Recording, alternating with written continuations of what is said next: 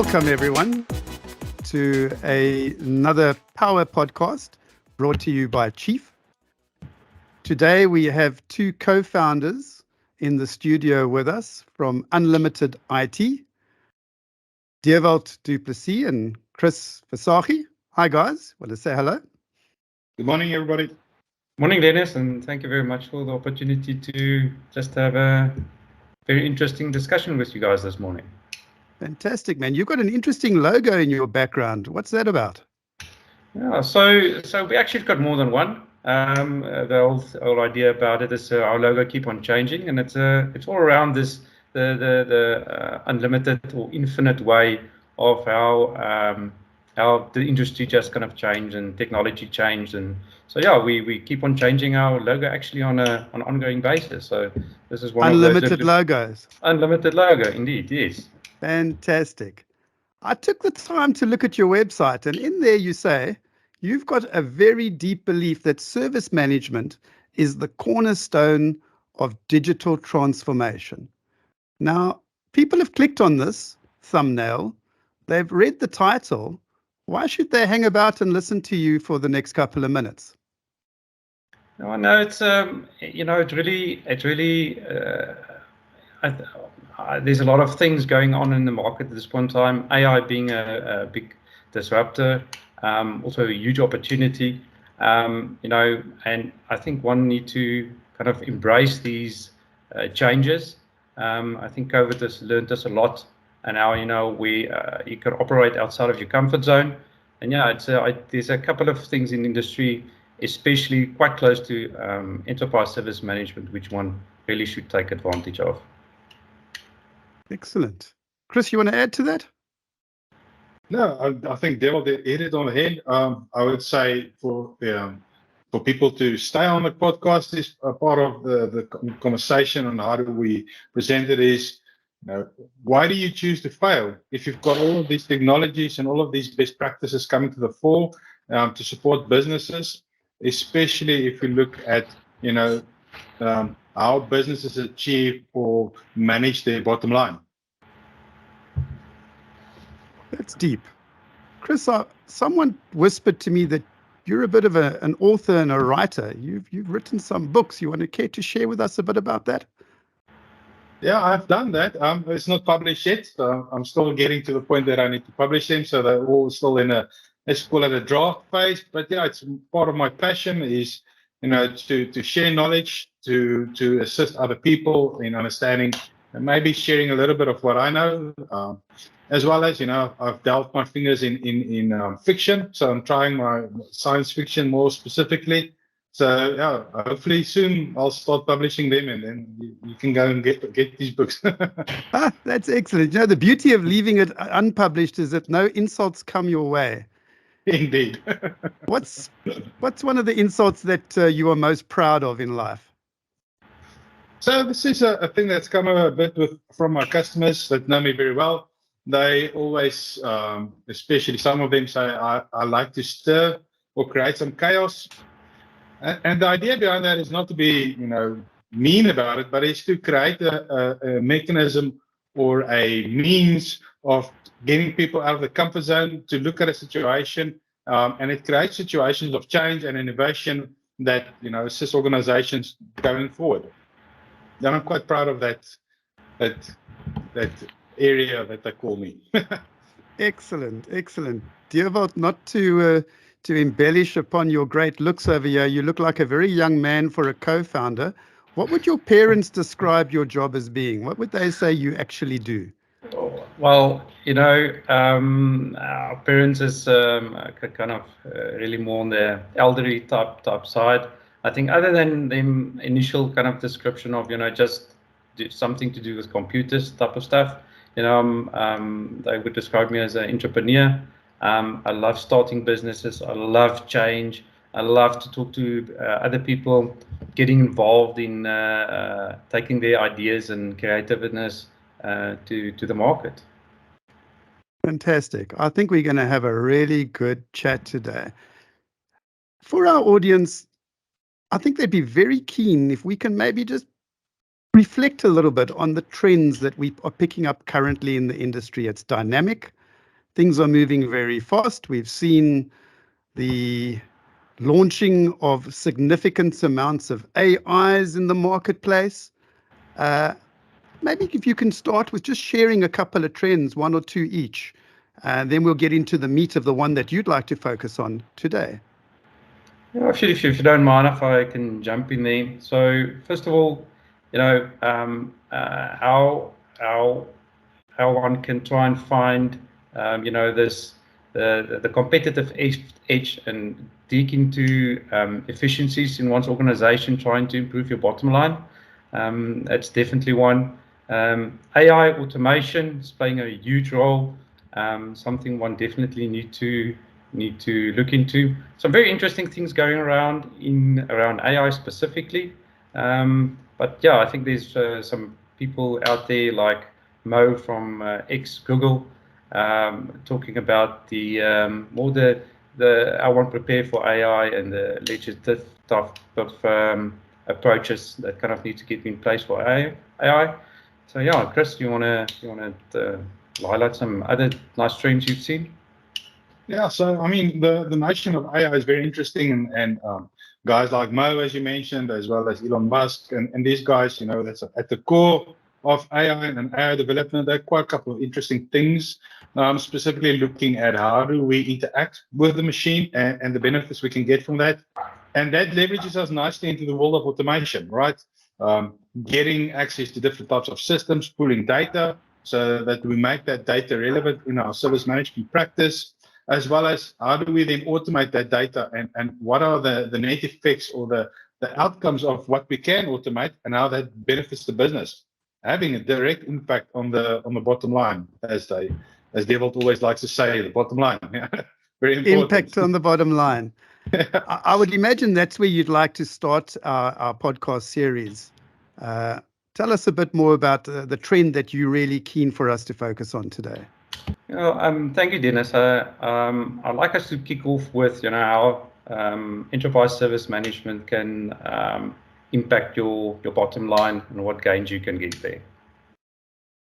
Excellent. So maybe you can share with us a key question that I find in the industry and certainly in financial services companies that I spend time with is improving the bottom line. Service management has quite a steep price point. Once you've gone from licensing, acquisition, implementation, support, how do organizations use service management, or how does it help them improve their bottom line? Maybe, Devold, you can pick up on that for us. Yeah, Dennis. So first of all, I think it's a bit of a loaded question, and I think that's a nice thing about the podcast series, which is going to follow. We're going to unpack, all the different approaches and areas how one go about it.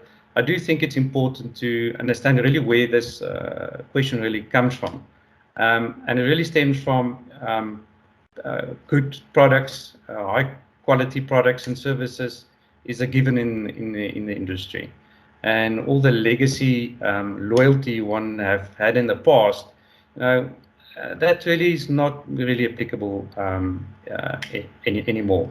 And really, what one can do is try to leverage your enterprise service management to get into the detail of the compounded effect of the efficiencies you can generate in your organization. And that really will kind of set you up and springboard yourself to compete better in the market and to really impact your bottom line.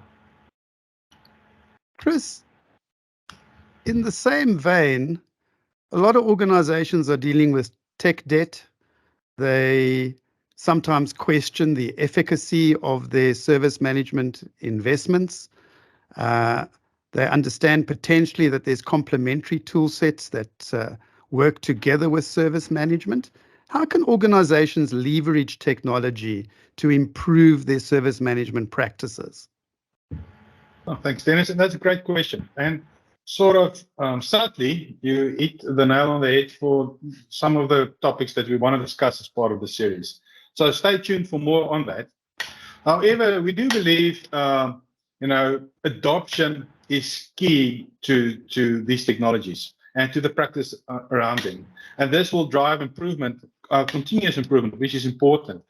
You need to have a focus on continuous improvement across the technology stack. But more to the point would be, to drive adoption and to drive those efficiencies would be personalization. Right? We are human beings at the end of the day interacting with the system. We want to feel comfortable. We want to be relatable. We want to relate to the systems, the platforms, and the concepts that we are pushing through as part of the system. As part of that personalization, we need to make the data relevant. So we need to give the data context, and this is what we achieve via integration. Getting the right data, getting data that people understand, so that everyone talks the same language. And then once we've got those two in place, then we can start looking at automation, and this is where we get real efficiency, and this is where we can get to the nuts and bolts of how do we save money at the end of the day, and how organizations can affect the bottom line. And then with this, there's an emerging trend that's coming that enables a rapid shift of all of these technologies into the topics. And one of them, would be when we start talking about AI and all those types of things. From a technical debt, a lot of organizations, historically, ITSM or service management or enterprise service management platforms are sort of known for technical debt, right? Once we've implemented, we start manipulating the processes, we start building things out, and then, we can't upgrade, so we start losing the value of the investment, and that debt over that cost starts increasing. And if you look at the current trends, which would be one of the biggest trends in the space that organizations help organizations, is the low-code, no-code platforms, which makes things easier, as well as gives us, Gerald and me and some of our colleagues, some fun playtime. We build up all sorts of weird and wonderful applications for our customers without affecting, the investment, without having a negative impact on future upgrades and these type of things. I would imagine that there's some challenges with the client enterprise architects being somewhat suspect around these new technologies. Any thoughts on that? Yeah, so if you don't mind if I jump in there, Dennis. So architects is less of the problem, I think. I think organizations in general being the biggest enemies. By far, I'm going to be naughty now. But the biggest problem with any system in this space really is about adoption. And adoption is not something you can outsource. It's something you need to take ownership of. So adoption is by far the biggest reason why people struggle with these type of deployments, and really any deployment. And that kind of really gets worse when people have got over-engineered complex processes, and sometimes the initial point of departure is a complete misalignment on an organization's current maturity model. So one, you really need to take a step back, be clear on where you want to go, and create a journey which is aligned with your maturity, and then take ownership of it. You need to adopt, else this technical debt, which we spoke about, it's just going to keep on biting you. I think you're absolutely right. That's the ultimate challenge, isn't it? It's like we've got our mobile phones in front of us with 60 apps, but we've only adopted 5 or 6. And so much functionality in these systems that just lies fallow, doesn't it? How do you, as UnlimitIT, help organizations overcome these challenges? Diewold, if you can expand on that just a little bit. So well, first of all, one need to address adoption. And as I mentioned, the most important thing is to have this clear picture of your journey. Then it's imperative to understand, lay out, lack of a better word, a maturity roadmap. This is where you are. This is where you need to get, and these are top of the steps you need to take to get there. One important thing that people kind of tend to forget, they're so focused on what they want to try and achieve. They're not mindful of ongoing change within the market, So you need to be mindful of changes. What are your customers' requirements change? How the market, like disruptive things, big opportunities like AI, which that brings, and then getting back to what can assist you from an adoption perspective is what we've seen work very well is create from your business strategy themes, business themes. You take these themes into the various areas in your organization and let them, all those functional areas, come up with ways how they align to this business strategy via themes. And that's within enterprise service management, there's a very nice way how one can address and drive and manage ideation, and that typically kind of feeds and create metrics for one later on to try and see how successful your strategy was and your adoption. Excellent. So I would imagine when you start to talk about themes, your client environment often would ask for help with frameworks, and frameworks tend to be shortcuts for the brain. If you get given a canvas and it is a useful canvas, folk can fill that in quite easily or adopt it much easier. What are some of the benefits of adopting a service management framework like ITIL? Is it important to follow a particular framework? And what sort of perspective should we take on frameworks? Chris, could you pick up on that? Yeah, I just wanted to say I'll take that one. So I think, well, what we have seen in the past with our engagement with a lot of customers, the problem with frameworks is frameworks are more than often seen as prescriptive, right? We need to follow it to the letter. We need to make sure if ITIL, the book of, let's say, service operations, says something, we will follow only that. The problem with that is it doesn't always fit into the organization or the business objectives. At UnlimitIT, we say, we've got a catchphrase that Delta and I came up with. We say, behind every business objective, there's this process, and that process is supported by a workflow. And the focus and the market and the customers of organizations differ. How they do things differ. So a framework is not a fit for everyone. So a framework such as ITIL, and there are multiple others like ESM and on these type of things, is to give you guidance on what is it that the larger community in service management has seen, and you use that as a framework to fit into your organization. So almost like a blueprint, but then you inherently define what works for your business. It is important to make sure that it works for your business. Otherwise, you're just giving additional red tape, which everyone's going to look for a bypass, which is definitely not what we want to do, because it's all about the experience. And when we talk about experiences, we need to take two things into consideration. We need to take into consideration our customer experience, whether it's internal users or external customers. We need to take that into consideration, but as well as our own staff, our employees.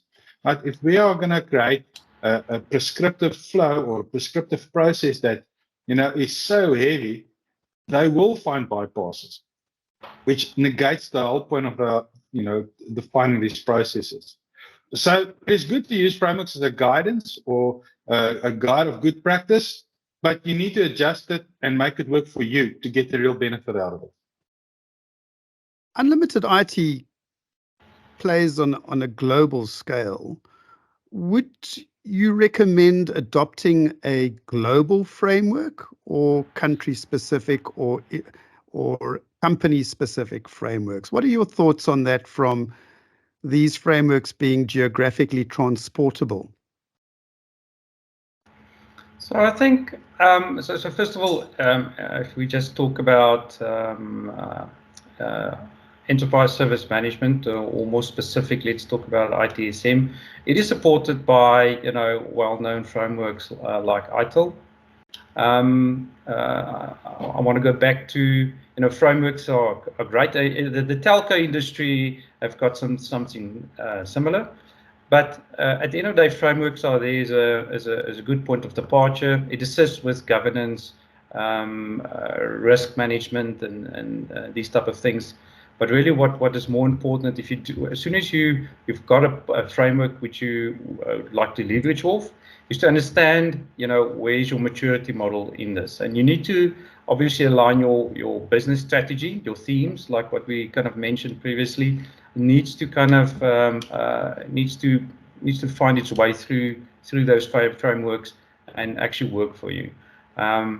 Frameworks sometimes also do lead towards, if you ahead of your maturity, to something which is too complex for people in your organization to adopt, and then you sit with the adoption problem again. Framework is very important. It does create a good point of departure, and not only frameworks, but some industries are very specific around certain standards regarding compliance and so forth. Devot, I would imagine a finance director agreeing to a significant investment, or a business leader agreeing to a significant investment in the software, business operations investing their time in getting the implementation, and ops driving adoption, all takes a lot of investment. How do we ensure that implementing service management is sustainable in the long run? Yeah, Dennis. So I think from an FT or C-level type of view, so the cost associated to the technology is one thing, and it's really wanting to kind of more align with, it's an investment in your business culture, and how this business culture on ever expanding and dynamically kind of adapt to the change, would be more the key. So sustainability is going to come more from driving the culture in your organization from an enterprise service management perspective. We've covered a lot of bases at a 50,000-foot level, and I'm sure we're going to delve deeper as we progress through our series around service management. Chris, what are some of the common myths in this particular field and your area of expertise? Thanks, Dennis. And that's a bit of a pet peeve that both Delta and I have, is if you talk about enterprise service management or even ITSM, IT services management, typically the first thing people will go to card is, it is a ticketing system, or it's only a help desk system. That is a function of service management. The practice covers so much more than just pure play ticketing or just a help desk. If you want to be technical, and we spoke about frameworks earlier, service desk or help desk is a function of the service management practice. But organizations, at its core, service management is about managing our customers' experience and the expectation. And that covers so much more than just a ticket. I mean, it just covers so much more than just a plain ticket. There is so much gains, so much potential business impact and business value that you can derive from service management. And if you are stuck in a pattern of thought that it is a ticketing system, you're going to lose out on so much potential value. It is unbelievable. Absolutely, I would agree. Guys, this has been very, very interesting. We've got a lot to look forward to. What can we look forward to in our next podcast delivery? So Dennis, I think the question that really comes to mind, with so much clarity on, what one should do, and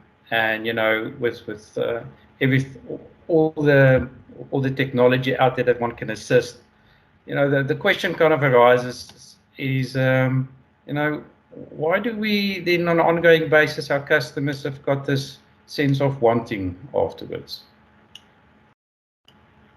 So you're going to address that very, very concisely and succinctly. I think that would be so exciting. Yes, you're absolutely right. I was in a session yesterday with a group of folk who had done a recent implementation, and the wanting needs are just there all the time. You talk to the ops folk, and they're coming from a position of not knowing what they don't know. And that's where your expertise comes in. And how do guys find you? Well, first of all, I think we're not social butterflies on social media, but we are quite active on LinkedIn. So you guys can get all of us on LinkedIn. Obviously, we've got a website as well, but LinkedIn is where all the action happen, and this is where we can find the next podcast as well. Excellent. I think that would be very, very useful. Dewald du Plessis, Chris Visagie, thank you. I think you have honored the time perfectly. I am certainly looking forward to the next session and unpacking more around service management. Thank you very much. Thank you, Dennis. Thank you, Dennis.